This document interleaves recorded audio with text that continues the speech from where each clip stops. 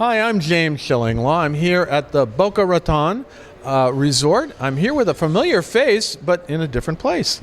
It's Daniel Hostetler, who's the president and CEO of the Boca Raton now. Now, Daniel in the past was head of the Ocean House collection, and he's moved down here to really bring back the golden era of this magnificent Florida property.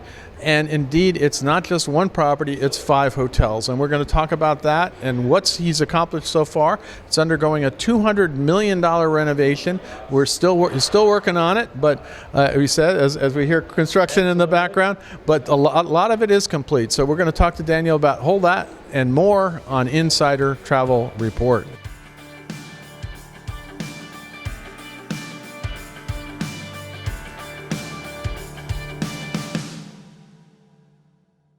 Daniel, again, it's great to see you. The last time we talked about it, you had moved, but we were at the Virtuoso Week conference, and we were talking about that. And here we are, and you accomplished a lot. Let's talk about the property right now and what it includes. Okay? Sure. Well, we, as you said, we're about to complete Phase 1, which is a $200 million renovation, and then we'll launch Phase 2 later this year. The property is about 250 acres. And it's comprised of 1,000 keys, which we have divided into 5 separate lodging units. Okay. So we have our beach club, which is positioned for sort of a younger, hipper, Miami-type audience. We have the yacht club directly behind us. That's where I'm staying. Great, which is the adults complex. Well, I don't know if I can't be adult. I don't know about that. Well, you're behaving anyway. And that's our all-suite product, each with a terrace that looks out over the water. It's beautiful. It came out great, yeah. And then we're standing in the original Cloister, which is our 350-room, the historic product, which I would say is our lead-in rate product and our conference product. And then the bungalows, which are a hotel within a hotel. They're behind their own set of gates. They're all 2-bedroom suites with a full kitchen, living room, dining room, more of an extended stay product with their own concierge team and fitness center and their own swimming pool. So longer stay there, but no matter where you stay, you have the run of the entire estate to use all of the different facilities, because we really sort of gone back to the historic Boca Raton club days and said it's a club first, and as a hotel guest, you pick your lodging property, and then you are a sort of member in residence. So during you're a temporary member. Temporary member, and you've got the 18-hole golf course, the tennis complex, the 50,000 square foot newly reimagined Spa Palmyra, which just opened up, 12 restaurants and a handful of bars and everything in between. Let's talk about those facilities. There's one property we didn't talk about because it's not open, the tower. Right? The tower, that's right. Sorry. The tower is what I liken to sort of a Four Seasons type product. That is undergoing a gut renovation to the core and should open first week in May. And that's 220 rooms, butler on every floor, and sort of the yacht club version of super high level of service, but family friendly in that building, because it adjoins our new $65 million Harborside Pool Club, which is adult pool, children's pool, a mile of lazy river, 2 water slides, family pool, 40 cabanas, 2 restaurants, and so that is on the site of what used to be the convention center here. No, absolutely, and that will also be the tallest property you have because it is a tower. It's the tallest building in all of Palm Beach County, yes. Oh, wow. I keep hearing the tallest in Palm Beach County now. It is the tallest in Palm Beach County, and we've left it that iconic pink color because anywhere you are in Boca Raton, that's how you find yourself to the property here, by looking for that pink building. Now let's talk about one thing I know is dear to your heart is dining and yes. The venues. You have a lot of choices here, but let's go through some of the things you have. We do. We have 4 restaurants that are in partnership with Mario Carbone's major food groups. So we have Sadel's just behind you, which is an offshoot of the New York all-day brunch property. We have Principessa Ristorante that's opening next month, which is the Italian concept with them. Japanese Bocce Club, which is an Asian fusion restaurant. restaurant that will open in the fall. And I know I'm missing one, Flamingo Grill, which is our 1940s Mad Did that last night. It was great. Yeah. So that's a muse on their grill in New York City, and that's those four. And then we have half a dozen of our own, including the historic Palm Court here, which is our sort of European bar and small plates menu. We have a phenomenal supper club. Yeah, I'm going there tonight, MP Supper Club. You will love that. That is called MB Supper Club, the MB being an homage to the old Monkey Bar. If you were here in the past, which was an homage to Meisner, always the original owner, having a monkey on his shoulder. We have turned that into a classic interpretation of a 1940s supper club. Every evening is a different genre of music.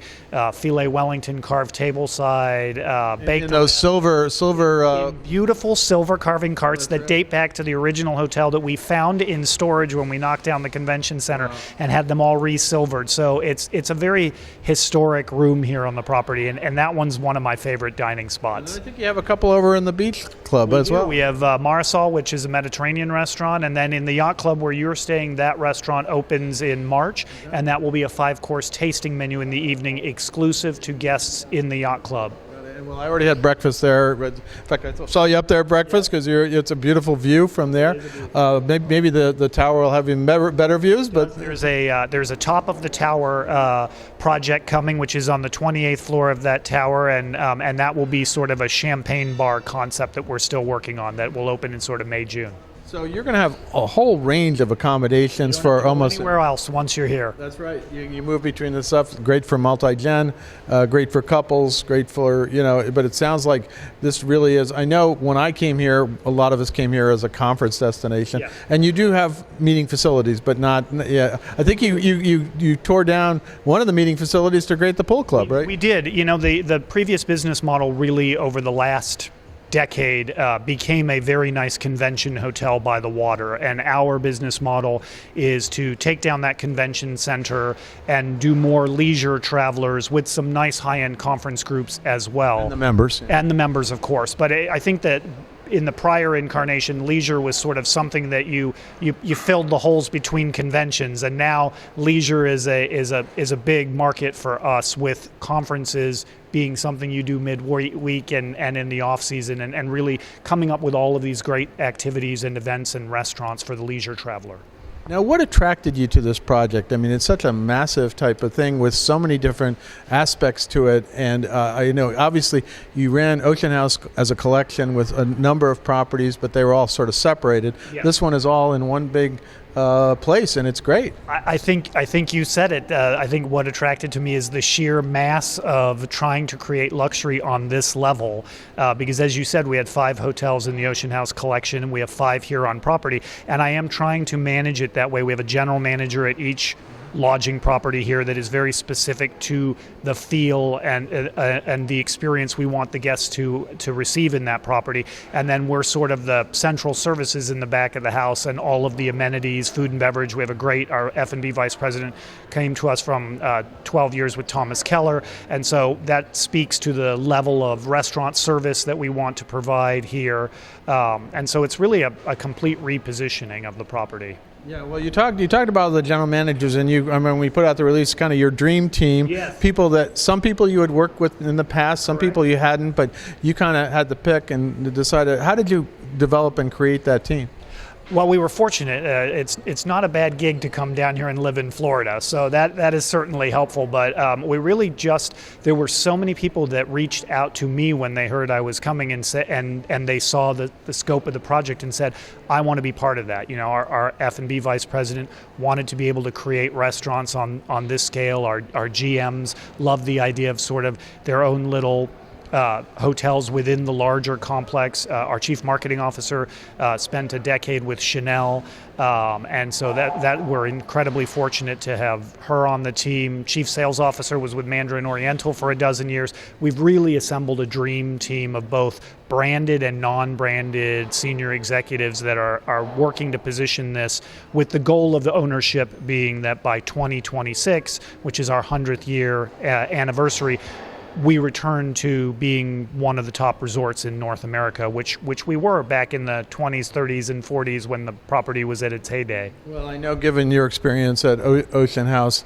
I have no doubt that you're going to get back to it. And I think one of your general managers said our goal is to be, not just a 5-star, but 20 star. 20 yes, star, exactly. like right. That's our goal. That's it. Now, how are you positioning this with travel advisors? How should travel advisors sell this resort to their customers? We are encouraging travel advisors to get to know all 5 lodging properties. We have a phenomenal travel advisor team on board now, and we want the guests to select the lodging property that's right for them, right? The younger ones are going to go to the beach club, the older ones to the yacht club, the families probably more in the tower, history buffs here in the cloister. This incredible with the original fireplace here behind us. And then no matter where you stay, you have the run of the property and all of the amenities. So I think that family travel, multi-generational is going to be popular because the kids and the parents can stay in the lodging product they want, and then everybody sort of meets here in the middle at the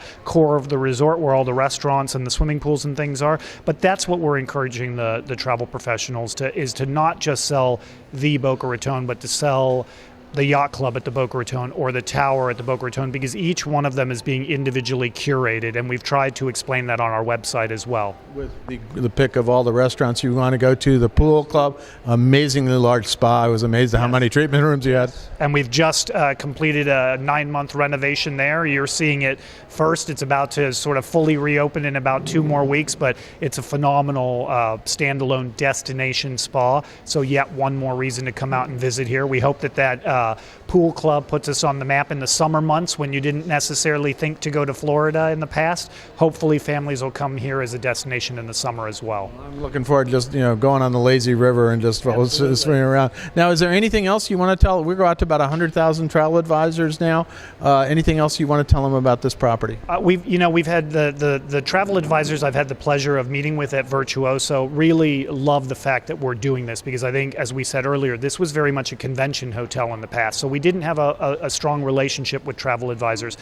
Travel advisors worked very closely with us at all of the Ocean House hotels, and so we want to be your valued partners. Reach out to our sales team when you have a VIP that needs special attention, because we are here to partner with all of you. That's great. Now, where can travel advisors go to find out more about the Boca Raton? TheBocaRaton.com, right to our website, and our travel advisors are right on there.